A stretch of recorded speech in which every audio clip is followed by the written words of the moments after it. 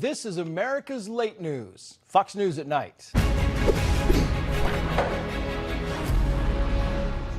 Well, the Fox News at Night Common Sense Department has an agenda item that most parents might be interested in because there is a bill moving through the California legislature targeting parents who like to speak up at school board meetings. You know, the same people the Department of Justice calls terrorists. The proposed legislation is called the School Employees Protection Bill, and it would prevent parents from causing, quote, substantial disorder at school board meetings. Except the bill doesn't define substantial disorder. It appears the definition is at the discretion of the various board members. But the bill does offer a new definition for harassment. It's no longer, quote, following, stalking, or posing a credible threat of violence. Now it's, quote, tormenting, or a pattern of conduct composed of two or more acts. In other words, if you annoy a school board member more than once, you could be spending a year in jail. So if your child is being transitioned behind your back or being inundated with sexual curriculum, please just voice your displeasure one time, then give your child back to the school. Common Sense was never a math whiz, but was always smart enough to know that adding indoctrination and taking away dissent is a failing grade, an F. And now is not the time to F with these parents. Let's bring in criminal defense attorney Vikas Bajaj. Vic, it's great to have you on here. I just look at these things and you think, come on, school board meetings they're going to go after parents again. It doesn't seem like this is constitutional.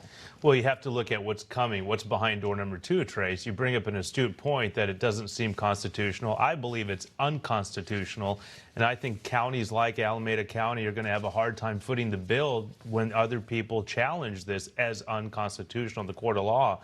Let's not forget that there is a movement within the California Board of Education to push certain types of curriculum upon students without the parents really being knowing about it, and that's the transitioning that you've just alluded to.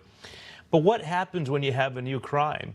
Eventually, a jury is going to have to sit there and make a decision. Now, can you really imagine 12 people showing up for jury duty saying, yes, you spoke out twice, that's a violation of the law, and now I'm going to hold you guilty of a criminal offense?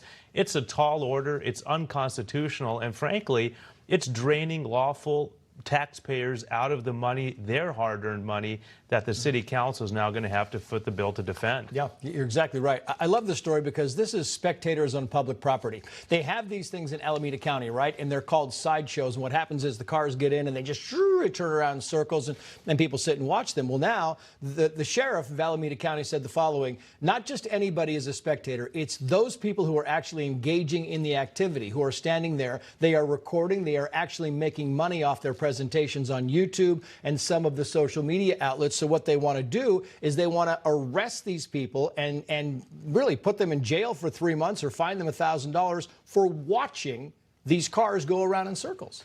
That's exactly right. Now, let's look back in time, just about 10 or 15 years. Now, you remember when the street racing offenses were a big deal and people were dying because these cars were going at 120 plus miles an hour without the proper security?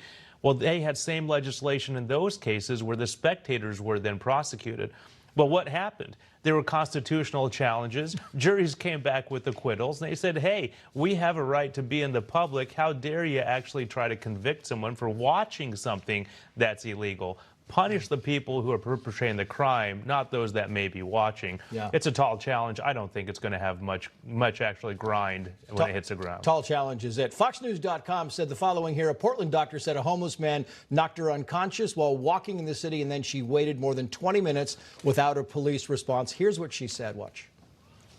I do not hold the police accountable for this at all. I hold our city accountable for defunding the police and making it,